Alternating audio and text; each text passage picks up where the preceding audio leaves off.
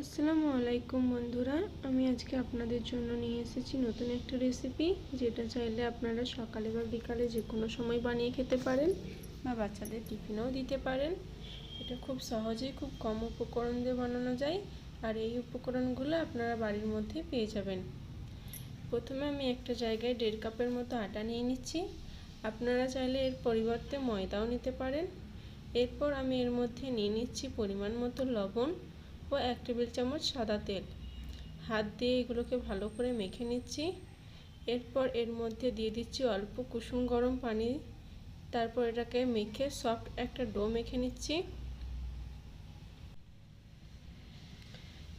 তারপর ছোট ছোট করে লেচি কেটে নেব। তারপর গোল গোল করে নিয়ে পাতলা পাতলা করে রুটি বেলে নেব। তারপর কড়াইতে দিয়ে এপাশ ওপাশ করে রুটিগুলোকে হালকা ভেজে নেব। হালকা সেঁকে নেওয়ার পর আমার সবগুলো রুটি এখন রেডি হয়ে গেছে। আমি এগুলোকে সাইডে রেখে দিচ্ছি। এরপর আমি আলুর পুর বানাবো। আলুর পুর বানানোর জন্য প্রথমে কড়াইতে 2 টেবিল চামচ রান্নার তেল আর হাফ চা চামচ দিয়ে দিচ্ছি গোটা জিরে, আর দিচ্ছি 2টি মাঝারি সাইজের পেঁয়াজ। পেঁয়াজটা ছোট ছোট করে কুচি করে দিয়ে দিচ্ছি। তেলের সাথে পেঁয়াজটা ভেজে কিছুটা নরম করে নিচ্ছি। তারপর এখানে হাফ চা চামচ আদা রসুন বাটা, 1/4 চা চামচ লঙ্কা গুঁড়ো, 1/4 চা চামচ হলুদ গুঁড়ো আর স্বাদ মতো লবণ দিয়ে একসাথে নেড়েচেড়ে মিশিয়ে নিচ্ছি। এখন দিচ্ছি আগে থেকে সেদ্ধ করা 2টো আলু। আলুটা আগেই মেখে রেখেছিলাম। এরপর কাঁচা লঙ্কাও দিয়ে দিচ্ছি। তারপর সব কিছু নেড়েচেড়ে একসাথে মিশিয়ে নিচ্ছি।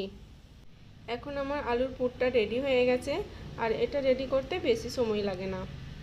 তারপর এখান থেকে আলুর পুর নিয়ে আগে থেকে যে রুটিটা বানিয়েছিলাম সেটার উপর দিয়ে দিচ্ছি। একটা সাইড করেই দিয়ে আমি ওর উপরে কিছু গ্রেট করা চিজ দিয়ে দিচ্ছি, আর আগে থেকে সেদ্ধ করা একটা ডিম গ্রেট করে দিয়ে দিচ্ছি। তবে কেউ চাইলে ডিম আর চিজটা বাদ দিয়ে শুধু আলুর পুর দিয়ে ওই নাস্তাটা বানাতে পারেন।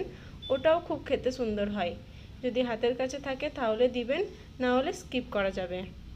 এই সবগুলো যখন আমার একইভাবে বানানো হয়ে গেছে, এরপর চুলোর তাওয়াতে মিডিয়াম আঁচে তেল গরম করে নেব। তেল গরম হয়ে গেলে এখানে 3টার মতো রুটি দিয়ে হাতে করে এপিট ওপিট করে ভেজে নেব।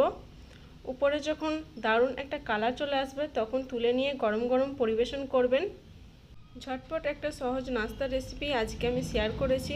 রেসিপিটি ভালো লাগলে লাইক, কমেন্ট, শেয়ার করবেন। চ্যানেলটি সাবস্ক্রাইব করবেন আর পেজটি ফলো করবেন।